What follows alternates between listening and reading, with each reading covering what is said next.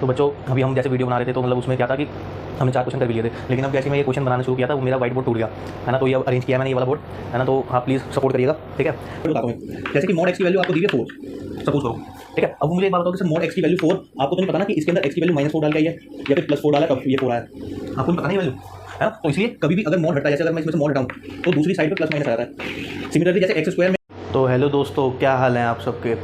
मैं सजल गुप्ता आपका स्वागत करता हूं अपनी इस नई वीडियो में, जिसमें हम डिस्कस करेंगे डिटर्मिनेंट्स चैप्टर नंबर 4 के बारे में, जिसमें मैं आज आपको कराऊंगा मोस्ट इंपॉर्टेंट MCQs, है ना। तो ये वीडियो थोड़ी लंबी होने वाली है, जिसमें आपको जितने भी अधिकतर क्वेश्चंस पूछे जाते हैं डिटर्मिनेंट से रिलेटेड, मैं आपको सारे वो क्वेश्चंस कराऊंगा, ठीक है। आइए हम शुरू करते हैं, ठीक है। और प्लीज़ जाते जाते कमेंट ज़रूर करें कि ना आपको वीडियो कैसी लगी। अगर आपको वीडियो अच्छी लगती है तो प्लीज़ कमेंट में करें, मुझे इससे मोटिवेशन मिलता है, ठीक है। अब देखो पहला क्वेश्चन लिखा है 3x 3 8x 2 - 3 4 और 9, ठीक है। इसमें क्या कह रहा है सर, x की वैल्यू निकालनी है आपको। अब इसमें x की वैल्यू कैसे निकलेगी, जो आप इसका डिटर्मिनेंट सॉल्व करोगे, इसका डिटर्मिनेंट क्या आएगा सर, 3x × x -24 = क्या आएगा सर 18, और ऐसे क्रॉस मल्टीप्लाई करोगे क्या आएगा सर -12, ठीक है। डिटर्मिनेंट आपको सॉल्व करना आता ही होगा। अब देखो 3x² - 24 = 18 + 12, 3x² = अब ये 18 और +12 कितना हो जाएगा आपके पास 30, और इधर ये जाके क्या हो जाएगा प्लस का 24, यानी 3x² = में 54, यानी x² = 54 डिवाइडेड विद 3, ठीक है। अब आप इसको डिवाइड करो, तो इसको डिवाइड करोगे आप पहले ना 54 का LCM ले लेते हैं। LCM ले लो 54 का, तो क्या आएगा सर 2 27 3 9 3 3 3 1, ठीक है। तो क्या हो जाएगा सर x² = 3 × 3 × 3 × 2 डिवाइडेड विथ 3, एक 3 से एक 3 गया, यानी x² = 3 × 3 × 2। अब आप इसको स्क्वायर को इधर खोलोगे तो क्या आएगा आपके पास अंडर रूट में 3 × 3 × 2, यानी सर x की वैल्यू क्या आ गई आपके +-3√2, यानी कौन सा ऑप्शन है आपके पास इसमें, बी ऑप्शन, ठीक है। अब आते हैं हम अगले क्वेश्चन में। For what value of x the following matrix is singular. अब देखो ये वाली मैट्रिक्स है, ठीक है। आपको पता होना चाहिए कि सर मैट्रिक्स सिंगुलर कब होती है, जब इसका डिटर्मिनेंट, जैसे आपके पास सपोज करो ये ए मैट्रिक्स है और ए मैट्रिक्स का आप डिटर्मिनेंट निकालोगे तो वो 0 के इक्वल आना चाहिए, तब वो सिंगुलर मैट्रिक्स कहलाती है, ठीक है। अब आप इसका डिटर्मिनेंट निकालोगे, ठीक है। डिटर्मिनेंट कैसे निकालोगे, इन दोनों को मल्टीप्लाई करोगे 3 - x × 3 माइनस, ठीक है। इन दोनों को मल्टीप्लाई करोगे 2x + 1 = किसका आना चाहिए 0 के। अब इसको आप सॉल्व कर दो, 9 - 3x - 2x - 2 = 0, यानी देखो 5x को मैं इधर ले गया, माइनस का 5x था, इधर जाके प्लस का 5x हो गया, इसमें क्या बचेगा सर 7, यानी x की वैल्यू आ गई 7/5। कौन सा ऑप्शन आ रहा है सर, ऑप्शन नंबर सी, ठीक है। आप इसका स्क्रीनशॉट ले लीजिए। तो आइए बच्चों अब देखते हैं क्वेश्चन नंबर 3 और क्वेश्चन नंबर 4, ठीक है। इस टाइप का क्वेश्चन एक ना एक जरूर आएगा, बिल्कुल 100% आएगा। क्यों, क्योंकि ना इसके ऊपर ना काफ़ी सारी आपको थ्योरम दी हुई हैं, 3 थ्योरम आपको दी हुई हैं, आपके NCERT में मौजूद है वो थ्योरम, ठीक है। अब वो थ्योरम क्या है पहले सुन लो आप, ठीक है, उससे रिलेटेड सारे क्वेश्चंस बनेंगे आपके पास, ठीक है। पहले मैं वो यहाँ पे 3 थ्योरम लिख रहा हूँ, फिर उसके बाद ये क्वेश्चन करेंगे, ठीक है। तो पहली थ्योरम क्या आती है sir, adjoint of A × A = A, adjoint of A = किसके होता है आपके पास, डिटर्मिनेंट इनटू आइडेंटिटी मैट्रिक्स के इक्वल होता है। ये थ्योरम 1 है, ठीक है। और दूसरी थ्योरम आपके पास क्या आती है, थ्योरम नंबर टू आपके पास आते हैं सर, आप एडजॉइंट ऑफ ए का मॉडुलस निकाल लो, तो वो आपके पास क्या रिजल्ट देता है, डिटर्मिनेंट ऑफ n माइनस 1 के इक्वल आपको देता है। ठीक है, ये आपके पास थ्योरम नंबर 2 होती है। ठीक है, इसमें से बिल्कुल डायरेक्ट एक नंबर का बिल्कुल डायरेक्ट क्वेश्चन आते हैं, आपको सारी चीज़ें दी हुई होंगी और डायरेक्ट आपका एक नंबर पक्का। ठीक है, अब थ्योरम नंबर 3 क्या होती है सर, थ्योरम नंबर 3 होती है क्या कहते हैं कि अगर आपको के ए दिया हुआ है, ठीक है, तो उसके बाद उसका आंसर क्या होता है सर, के की पावर n और डिटर्मिनेंट उसका, बस। ठीक है, अच्छा ये n क्या है, अगर यहाँ पे देखो, यहाँ पे भी n यूज़ हुआ है, यहाँ पे भी n यूज़ हुआ है, तो n क्या होता है, ऑर्डर्ड पेयर, मतलब कि n नंबर ऑफ ऑर्डर जो होता है आपका डिटर्मिनेंट का ऑर्डर बताता है ये n। जैसे कि अब ये वाला क्वेश्चन देखते हैं हम, देखो ध्यान से। ठीक है, इन 3 थ्योरम को याद रखना आपको। ठीक है, अब जैसे ये वाला क्वेश्चन देखा मैंने कि sir a matrix A of order 3x3 has determinant 8। ठीक है, डिटर्मिनेंट है सर, डिटर्मिनेंट की वैल्यू मुझे क्या दे दी, 8 दे दी। उन्होंने बोला कि what is the value of 4a। अब आपको 4a की वैल्यू बतानी है। ठीक है, देखो ये इसी टाइप का आ गया क्वेश्चन। ठीक है, n क्या होगा सर, इधर n आपका क्या दिया हुआ है, 3 दिया हुआ है, ये देखो। ठीक है, n 3 हो गया। अब जब आपके पास n 3 हो गया है तो अब आप इसके अंदर पुट करोगे तो क्या आएगा सर, 4, क्योंकि मुझे देखो थ्योरम पता है, थ्योरम क्या है मेरे पास, के ए इज इक्वल्स टू के की पावर n और a। ठीक है, इधर k क्या है सर, 4, n क्या है 3 और डिटर्मिनेंट ऑफ a क्या है 8। बट डिटर्मिनेंट ऑफ ए आपको 8 दिया हुआ है ना इसके अंदर, बस ये हो गया। अब आप इसको सॉल्व करो, इसको सॉल्व करोगे तो क्या आएगा सर, 4 × 4 × 4 × 8, है ना। मुझे पता है सर इसका 64 होगा आंसर, 64 × 8। ठीक है, 64 × 8 आप कर सकते हो, 8 4 36, 3 है ना, और फिर 40 और ये देखो 500, सॉरी ये 32 होता है ना, 512। कौन सा ऑप्शन हो गया, ऑप्शन नंबर सी। समझ में आया आपको। ठीक है, तो ये आपका हो गया क्वेश्चन नंबर 3। अब देखो क्वेश्चन नंबर 4 है, बिल्कुल सेम है, ये भी पूछा गया है। तो क्या है कि sir a matrix A of order 3x3 what is the value of के ए। अब आपको के ए की इसने पूछ लिया, मतलब डायरेक्ट थ्योरम पूछ ली। ठीक है, अब मुझे पता है कि सर के ए का मोड अगर मैं निकालता हूँ तो उसकी वैल्यू क्या होती है, के की पावर n और ये होती है। ठीक है, तो अब मुझे पता है सर इसने ना n मुझे दे रखा है, अब इसने n दे रखा है तो इसका मतलब सर इसकी वैल्यू क्या हो जाएगी, ये हो जाएगी, यानी ऑप्शन नंबर सी। बोलो समझ में आया कि नहीं आया। ये बहुत इंपॉर्टेंट क्वेश्चन था, बहुत ज़्यादा। ठीक है, आप इसका स्क्रीनशॉट ले लीजिए। तो बच्चों अभी हम जैसे वीडियो बना रहे थे तो मतलब उसमें क्या था कि हमने 4 क्वेश्चन कर भी लिए थे, लेकिन अब जैसे मैं ये क्वेश्चन बनाना शुरू किया था वो मेरा वाइट बोर्ड टूट गया, है ना। तो ये अब अरेंज किया है मैंने, ये वाला बोर्ड, है ना। तो आप प्लीज़ सपोर्ट करिएगा। ठीक है, तो अब ये देखिए आप क्वेश्चन नंबर 5। ठीक है, right the value of this. हमें ना इसकी वैल्यू निकालनी है, तो इसकी वैल्यू हम कैसे निकालेंगे, जैसे कि हमें ये दिया हुआ है cos 40 sin 50 sin 40 और cos 50 डिग्री। अब हमें क्या करना है सर, इसका डिटर्मिनेंट फाइंड करना है। डिटर्मिनेंट फाइंड करने के लिए हमें क्या करना पड़ेगा, क्रॉस मल्टीप्लाई। तो cos 40 डिग्री cos 50 डिग्री, ठीक है, minus sin 40 degree sin 50 degree, मैं इसको लिख सकता हूँ। ठीक है, अब देखो आप यहाँ पे कुछ ऑब्जर्व कर पा रहे हो।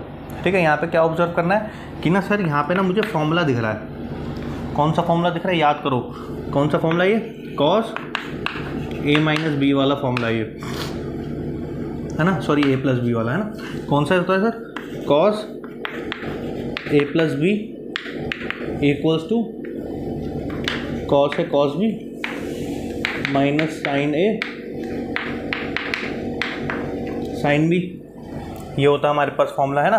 अब देखो इससे हम अगर कंपेयर करेंगे तो मैं इसको इस फॉर्म में लिख सकता हूँ, तो इस वाली फॉर्म में लिखूँगा तो क्या आएगा, cos 40 प्लस 50 डिग्री यानी cos 90 डिग्री। ठीक है, अब cos 90 डिग्री क्या होता है आपके पास, 0 होता है। ठीक है, कौन सा ऑप्शन? ऑप्शन नंबर ए आपका आंसर हो जाएगा। ठीक है, आसान था क्वेश्चन। ठीक है, क्वेश्चन नंबर 6 देखो, find the values of k if area of triangle is 9 square units and vertices are this this this. ठीक है, अब मुझे एक बात बताओ कि सर एरिया ऑफ ट्राइंगल का हम अगर डिटर्मिनेंट के थ्रू निकालते हैं तो वो कैसे निकालते हैं? x1 x2 x3 y1 y2 y3 1 1 1, इस फॉर्मूले के थ्रू निकालते हैं हम इसको। ठीक है, तो अब मेरे पास सारे कोऑर्डिनेट्स दिए हुए हैं, यानी कि सर ये मेरे पास x1 दिया हुआ है, ये y1 दिया हुआ है, ये x2 दिया हुआ है, ये y2 दिया हुआ है, ये x3 दिया हुआ है, ये y3 दिया हुआ है। ठीक है, अब मैं इसकी वैल्यूज पुट करता हूँ तो क्या आएगा? 1/2 4 2 3 k 0 1। ठीक है, और 1 1 1। अब इसका मेरे पास कितना है? 9 वैल्यू दी हुई है, ये दिया हुआ है 9 स्क्वायर यूनिट्स। ठीक है, अब देखो मैं इसको सॉल्व करूँगा, 2 को उधर ले जाऊँगा तो 18 हो जाएगा, और इसको मैं सॉल्व करूँगा तो क्या आएगा सर? 4 0 -1 -k। ठीक है, इसको छुपाओ और इसको छुपाओ, क्या आएगा? 2 -3 +1। अब इसको छुपाओ और इसको छुपाओ, 2 × 2 2 × 1 2 और -0, ये मॉड में। ठीक है, नहीं देखो, अब ना यहाँ पे बच्चे एक गलती करते हैं, बहुत रेयर गलती, मतलब कॉमन गलती है, ये हर बच्चा करता है। वो क्या करेगा कि ना सर जब ये मॉड हटता है ना तो दूसरी साइड प्लस और माइनस आ जाता है। मैं जरा ना इसके पीछे कॉन्सेप्ट बताता हूँ एक। जैसे कि मॉड x की वैल्यू आपको दी हुई है 4 सपोज करो। ठीक है, अब मुझे एक बात बताओ कि सर मॉड x की वैल्यू 4, आपको तो नहीं पता ना कि इसके अंदर x की वैल्यू -4 डाल के आई है या फिर +4 डाला है तब ये 4 आया है, आपको नहीं पता ना ये वैल्यू, है ना। तो इसलिए कभी भी अगर मॉड हटता है, जैसे अगर मैं इसमें से मॉड हटाऊं तो दूसरी साइड पे प्लस माइनस आ जाता है। सिमिलरली जैसे x² में हम इधर ले जाते हैं तो इधर यहाँ पे क्या आता है? +-2 आता है ना। इसी तरीके से, क्योंकि हमें यहाँ पे भी नहीं पता कि सर यहाँ पे +2 डाला था या हमने -2 डाला था, तब हमारे पास रिजल्ट 4 आया था, हमें नहीं पता ना, इसलिए यहाँ पे प्लस माइनस आता है। तो इसलिए जब आप यहाँ पे मॉड हटाओगे तो वहाँ पे प्लस माइनस आएगा। कैसे? अब मैं इसको सॉल्व करूँगा सर, -4, ये कितना हो जाएगा? प्लस का k, और ये कितना हो जाएगा? प्लस का 2 = 2। ठीक है, अब मैंने यहाँ से मॉड हटा दिया, इसको सिर्फ ब्रैकेट में रखा है, तो इधर क्या आ जाएगा? +-9। समझ रहे हो? तो इसका पूरा ओवरऑल रिजल्ट क्या आएगा आपके पास? k -2 = +-9, ये आपके पास रिजल्ट आया। ठीक है, तो इससे 2 कंडीशंस बनेंगी आपके पास, एक ये कंडीशन और एक ये कंडीशन। क्या कंडीशन बनेगी सर? k -2 = 9 हो सकता है ना। और सॉरी, ये यहाँ पे 9 नहीं है, यहाँ पे ना 2 से जब मल्टीप्लाई करी तो ये 18 हो जाएगा, है ना भाई। यहाँ से 2 लेके गया था तो 18 हुआ था ना, ये 18 है। ठीक है, 18 है, तो यहाँ पे क्या हो जाएगा? 18। ठीक है, अब मैं क्या करूँगा? k -2 = -18 भी हो सकता है, +18 भी हो सकता है, -18 भी हो सकता है। अब देखो इसको क्या करोगे? k 2 इधर लेके जाओगे, 20 आ गया, एक k की वैल्यू ये आ गई। ठीक है, इधर क्या आएगी सर? k। अब इसको इधर लेके जाओगे तो -18 + 2 यानी -16, एक वैल्यू ये आ गई k की। ठीक है, तो k की मेरे पास 2 वैल्यू आई है, -16 और 20। ठीक है, अब इन दोनों में से जो भी वैल्यू दी हुई होगी वो आपका ऑप्शन हो जाएगा। ठीक है, अब देखो इसमें ऑप्शंस क्या दिए हुए हैं? k = 16, ये नहीं होगा क्योंकि हमारी वैल्यू क्या आई थी? -16। ये भी नहीं हो सकता क्योंकि 20 16 में से कोई भी नहीं है, ये भी नहीं है। देखो ये वाला दिख रहा है, k = -16, यानी एक वैल्यू हमें मिल गई ना, -16, तो आपका डी ऑप्शन आ जाएगा। ठीक है, इसको एक बार देखो, इसको ना खुद से भी ट्राई करना, क्वेश्चन बहुत इंपॉर्टेंट है, इसमें से एक क्वेश्चन जरूर आता है, मतलब 1 नंबर का। ठीक है, स्क्रीनशॉट ले लो आप। तो क्वेश्चन नंबर 7 और क्वेश्चन नंबर 8 है। ठीक है, आपके पास इसमें क्वेश्चन में क्या लिखा है? Let A be a square matrix of order 3×3 such that, आपको डिटर्मिनेंट की वैल्यू दे दी, और क्या बोला है कि अब सर आप 4A की वैल्यू निकालो।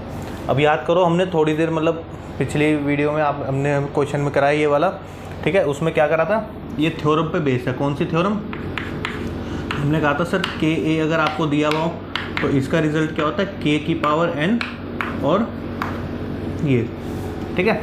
आपको ये भी गिवन है। एन इधर क्या होता है, एन होता है नंबर ऑफ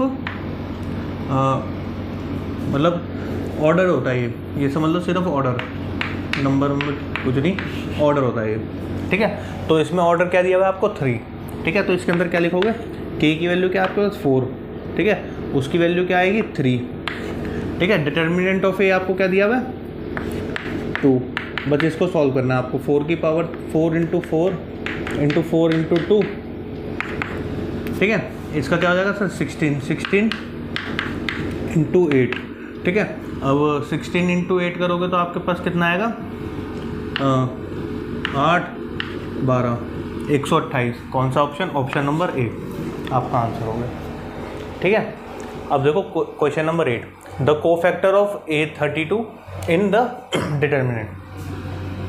अब हमें A32 का निकालना है कोफैक्टर, ठीक है। आपको इस वर्ड के ऊपर ध्यान से पढ़ना है। अगर आपको इधर कोफैक्टर दिया हुआ है तो आपको कोफैक्टर निकालना है। यहाँ पे माइनर भी लिखा हुआ आ जाता है कई बारी, ठीक है। तो कोफैक्टर कैसे निकालना होता है सर, A32 का निकालना है। A32 का कैसे, third row second column, 1 2 3 second column, यानी इसके रिस्पेक्ट में मुझे निकालना है। क्या निकालना है, कोफैक्टर। यानी मैं इसकी रो छुपाऊंगा और इसकी कॉलम छुपाऊंगा, यानी 2 इंटू 8, ठीक है, और माइनस 5 इंटू 1, ये हो जाएगा, ठीक है। अब इसको आप सॉल्व करोगे तो क्या आएगा 16 माइनस 5 यानी 9। देखो ध्यान से, 16 माइनस 5 सॉरी 11 हो गया, ठीक है। अब देखो ध्यान से, सर ये मैंने क्या निकाला है, ये निकाला माइनर, ठीक है। कोफैक्टर के लिए अगर ऐसे पूछा जाता है तो आपको ना कोफैक्टर के लिए ये ध्यान रखना, आप ये वाली टेप मतलब chart, plus minus plus minus plus minus minus plus minus plus, ये वाला चार्ट याद रखना, ठीक है। तो अब आपको कौन सा निकालना है, A32 कहाँ पे है, यहाँ पर, यानी इसकी मल्टीप्लाई किससे हो जाएगी, नेगेटिव के साइन से, यानी आंसर आपका क्या आएगा इसका -11। कौन सा, ऑप्शन नंबर बी। देख लो, चेक कर लो भाई, समझ में आया ना। यहाँ पे ये माइनर निकाला था हमने, है ना। कोफैक्टर बनाने के लिए क्या करना पड़ता है, साइन से मल्टीप्लाई करते हैं, है ना, इस टाइप से, जैसे -1 और 3 + 2 तो क्या है -1 5, इसकी पावर ओड हो गई तो -1 हो गया। मैंने उसके बजाय आपको सिर्फ ये बता दिया कि ना ये ग्राफ याद रखना आप, जिसके अभी आपको कोफैक्टर निकालना है उसका साइन आप उसके साथ लगा दोगे, ठीक है। ये आपका आंसर हो गया, स्क्रीनशॉट ले लो आप।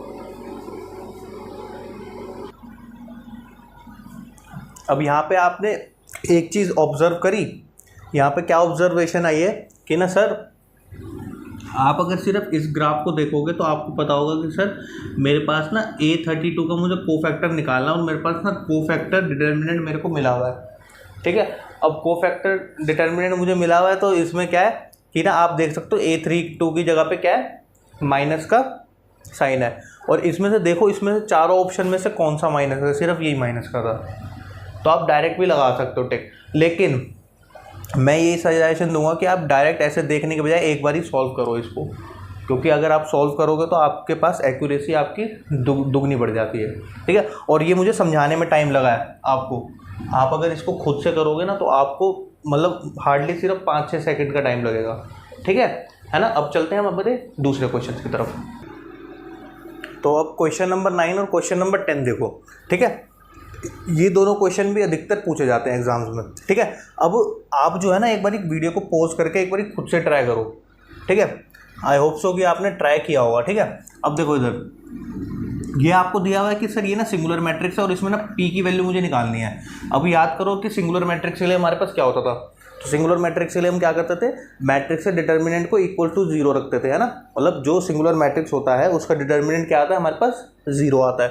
तो ये मेरे पास मैट्रिक्स दिया हुआ है, ठीक है। तो मैट्रिक्स क्या दिया हुआ है 3p - 6 1 2। तो इसका अगर मैं डिटर्मिनेंट निकालूँ, देखो डिटर्मिनेंट, ठीक है, मैट्रिक्स हटा दिया मैंने, अब डिटर्मिनेंट हो गया। डिटर्मिनेंट निकालूँ तो किसके इक्वल आना चाहिए मेरे पास, 0 के, है ना।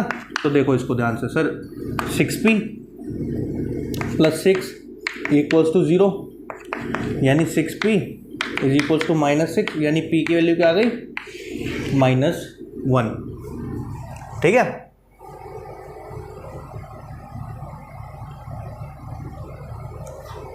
तो यहाँ पे ना ये -1 होगा। ठीक है, राइटिंग मिस्टेक होगी, ऑप्शन नंबर डी। ठीक है, अब चलते हैं क्वेश्चन नंबर 10 पे। देखो ये वाला क्वेश्चन ना बहुत ज़्यादा इंपॉर्टेंट है, इस पर आप वीआईपी मार्क कर सकते हो। ठीक है, क्योंकि अब ना ये आपकी सेकंड थ्योरम से बेस आ गया। ठीक है, पहले हमने कौन सी थ्योरम के क्वेश्चन करे हैं, ये वाले के, याद है, अभी थोड़ी देर पहले हमने किया है, इस वाली थ्योरम के बेस पे करे थे अभी हमने क्वेश्चन। ठीक है, अब एक और थ्योरम आपके पास कौन सी होती है सर, एडजॉइंट ऑफ ए का डिटर्मिनेंट इक्वल्स टू आपके पास किसका होता है, डिटर्मिनेंट ऑफ ए, लेकिन n-1। इधर n क्या होता है, ऑर्डर जो मैट्रिक्स का होता है। ठीक है, ये वाली थ्योरम भी आपको याद रखनी है। ठीक है, अब उसने क्या पूछा है कि सर इसकी वैल्यू बताओ मुझे। ठीक है, अब आप इसकी वैल्यू कैसे बताओगे, इस थ्योरम के थ्रू, लेकिन इस थ्योरम के लिए आपको क्या पता होना चाहिए, इसका डिटर्मिनेंट। तो पहले इसका डिटर्मिनेंट निकालोगे तो क्या आएगा सर, 2 × 2 है ना, -0 होगा और बाकी सब 0 हो जाएगा। ठीक है, तो क्या आएगा सर, 2 की पावर 3, ये आपके पास क्या आ गया, डिटर्मिनेंट ऑफ ए आ गया। ठीक है, अगर मुझे ये निकालना है एडजॉइंट ऑफ ए का डिटर्मिनेंट, तो मैं कैसे निकालूंगा सर, इसका पावर क्या हो जाएगी, इसकी पावर, इसका ऑर्डर क्या था 3 × 3, तो यानी पावर क्या हो जाएगी 3 - 1, तो 2 की पावर 3 2। अब इनके मल्टीप्लाई होंगे तो 2 की पावर 6 आंसर हो जाएगा। ठीक है, ऑप्शन नंबर बी। देखो बहुत इंपॉर्टेंट क्वेश्चन है, एक बार इसको ध्यान से देखो आप। ठीक है, इसको सिर्फ क्या करना है आपको, ये दोनों थ्योरम आपको याद होनी चाहिए, ये वाली। ठीक है, और एक कौन सी थ्योरम याद होनी चाहिए, ये वाली, एडजॉइंट ऑफ ए का मल्टीप्लाई ए के साथ कर लो, या फिर ए का मल्टीप्लाई एडजॉइंट ऑफ ए के साथ कर लो, तो वो क्या आता है, डिटर्मिनेंट ऑफ ए इंटू आई के इक्वल आता है। ये 3 थ्योरम आपको याद होनी चाहिए, इन्हीं से एमसीक्यू रेज होते हैं हर साल। ठीक है, पिछले साल भी बहुत एमसीक्यू पूछे गए थे, और इन दोनों चैप्टर से ही पूछे जाते हैं, मैट्रिसेस और डिटर्मिनेंट से। ठीक है, इसका स्क्रीनशॉट ले लो आप। तो अभी क्वेश्चन नंबर 11 और क्वेश्चन नंबर 12 है आपके पास। इसमें क्या लिखा हुआ है, इफ़ ए आपको दिया हुआ है, ठीक है, 2 × 2 का, और इसमें बोल रहा है कि सर ए का ट्रांसपोज का आप डिटर्मिनेंट निकालो। तो ए ट्रांसपोज आप लोगों को करना आता ही होगा। ठीक है, ए ट्रांसपोज करने के लिए हमें क्या करना होता है कि सर रो को कॉलम में चेंज कर देते हैं और कॉलम को रो में। कैसे कि सर 1 और 2 है, ये ऐसे लिखा हुआ है, इसको हम कॉलम में लिख देंगे ऐसे। अब 3 × 3 और 8 लिखा हुआ है, तो इसको रो में लिखी हुई है, तो इसको हम कॉलम में चेंज कर देंगे। ये हो गया ए का ट्रांसपोज। अब मुझे क्या निकालना है, इसका डिटर्मिनेंट निकालना है। तो इसका डिटर्मिनेंट मेरे पास क्या आएगा सर, 1 × 8 8 माइनस का 2 × 6 यानी 2 आ गया, ए ऑप्शन। ठीक है, ऐसी आसान क्वेश्चन ही आते हैं। ठीक है, अब देखो ये वाला क्वेश्चन। ठीक है, ये वाला क्वेश्चन एक बार आप खुद से ट्राई करो। ठीक है, अब देखो इसमें कैसे होगा सर, 2 5 4 1 दिया हुआ है आपको, और क्या दिया हुआ है 2x 6 4 x। ठीक है, अब मैं इसको सॉल्व कर लेता हूँ सर, 2 - 20, ठीक है, इक्वल्स टू 2x² - 24। ठीक है, ये सब किस में निकले हैं, डिटर्मिनेंट में। अब आपको ये ध्यान रखना है, जैसे कि मैंने पिछले क्वेश्चंस में भी बताया कि सर जब भी मॉड हटता है, डिटर्मिनेंट हटता है, तो दूसरी साइड पे क्या आ जाता है, प्लस माइनस आ जाता है। ठीक है, तो इसका आंसर क्या आएगा सर, -18 इक्वल्स टू, ठीक है, आप क्या लिख सकते हो सर, ± 2x² - 24 हो सकता है, ये लिख दिया। अब यहाँ से 2 सिचुएशंस बनेंगी आपके पास। क्या क्या बनेगी कि सर या तो -18 इक्वल्स टू -2x² - 24 होगा, या फिर क्या होगा, -18 इक्वल्स टू +2x² - 24 होगा। ठीक है, अब इन दोनों को आप सॉल्व करो सेपरेटली, तो क्या आएगा सर, देखो माइनस से माइनस कट गया, यानी 2x² इधर रहेगा, और ये इधर आके क्या हो जाएगा, प्लस का। तो 18 + 24 कितना हो जाएगा आपके पास, 42। देखो चेक करो 42 होगा ना, ठीक है 24 42, ठीक है। इसको इससे काटोगे तो कितना आएगा 21, यानी एक्स स्क्वायर इक्वल्स टू 21, ठीक है। तो यहाँ पे क्या आ जाएगा सर आपके पास x इज इक्वल्स टू √21, ठीक है। √21 को आप कैसे लिख सकते हो, x इज इक्वल्स टू √3 × 7, है ना। तो ये मतलब √21 ही रहेगा प्लस माइनस का, ठीक है। इसको यहीं पर ही छोड़ दो। अब इसको सॉल्व करो आप, 2x² - 24 इक्वल्स टू -18। अभी इधर जाके क्या हो जाएगा, प्लस का हो जाएगा उधर जाके। अभी उधर जाके प्लस का होगा तो 18 में से आपके 24 गए तो कितने बचेंगे, 6 बचेंगे, ठीक है। तो इसको इससे आप काटोगे तो 3, यानी x² की वैल्यू क्या आ गई 3, यानी x की वैल्यू क्या आ गई आपके पास ±√3, ठीक है। अब देखो ये आई है आपके पास वैल्यूज़, एक ये आई है और एक वो आई है। अब इन दोनों में से जोन सा भी मैच कर जाएगा ऑप्शन में वो आपका आंसर हो जाएगा। देखो इसमें 3 दिया हुआ है, ये तो बिल्कुल भी मैच नहीं है।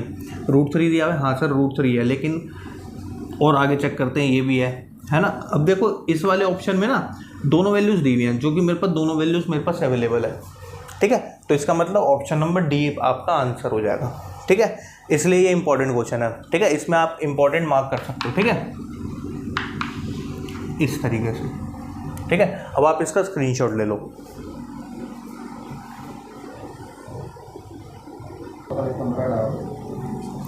तो अभी आज के लिए ना स्टूडेंट्स वीडियो यहीं तक ही रखते हैं, ठीक है। आप इन क्वेश्चंस को अच्छी तरह ट्राई करना, ठीक है। अब मेरा आप ना डिस्क्रिप्शन में टेलीग्राम का लिंक होगा, ठीक है, आप उसको ज्वाइन कर लेना। तो मैं उसमें ना PDF शेयर कर रहा हूँ आपको असाइनमेंट के रूप में, और आपको ना हर असाइनमेंट सॉल्व करना है अपने आप से, और टेलीग्राम पे ही पिन करना है कि सर ये मैंने सॉल्व कर लिया क्वेश्चन, ठीक है। सेपरेट क्वेश्चन बैंक अपना मतलब क्वेश्चन बुक बना लो और उसके अंदर सॉल्व करो, ताकि आपको ये ना एग्ज़ाम्स के टाइम पे मतलब काम आएंगे, ठीक है। तो थैंक यू फॉर वॉचिंग, और प्लीज़ सपोर्ट की मुझे ज़रूरत है, आप सपोर्ट करें, ठीक है। Thank you for watching.